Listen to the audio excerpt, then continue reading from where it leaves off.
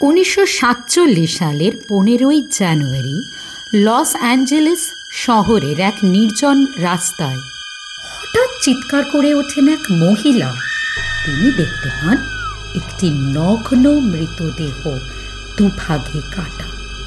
আশেপাশে এক ফোঁটা রক্ত নেই। মনে হচ্ছিল কোথাও অন্যত্র খুন করে নিখুঁতভাবে সেখানে ফেলে রেখে গেছে কেউ। তদন্তে জানা যায় মৃত তরুণীটি ছিলেন এলিজাবেথ শর্ট, বয়স মাত্র 22।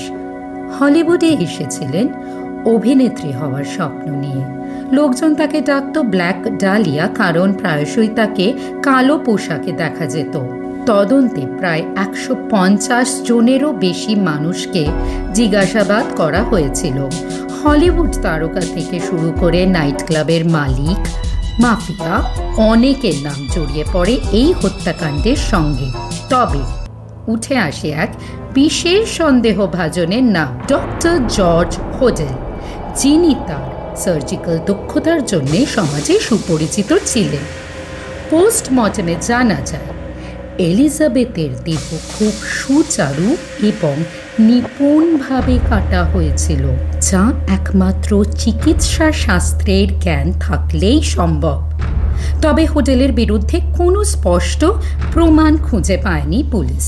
কিন্তু ঘটনার আসল মোড় ঘোরে বহু বছর পর, যখন তার ছেলে স্টিভ হোডেল, যিনি ছিলেন এলএপিডির এক প্রাক্তন হোমিসাইড গোয়েন্দা, নিজের বাবার জিনিসপত্র ঘাঁটতে ঘাঁটতে খুঁজে পান এলিজাবেথের ছবি।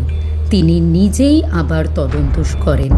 স্টিভ তার বই ব্ল্যাক ডালিয়া অ্যাভেঞ্জারে লেখেন তার বাবাই জর্জ ছিলেন এলিজাবেথের খুনি।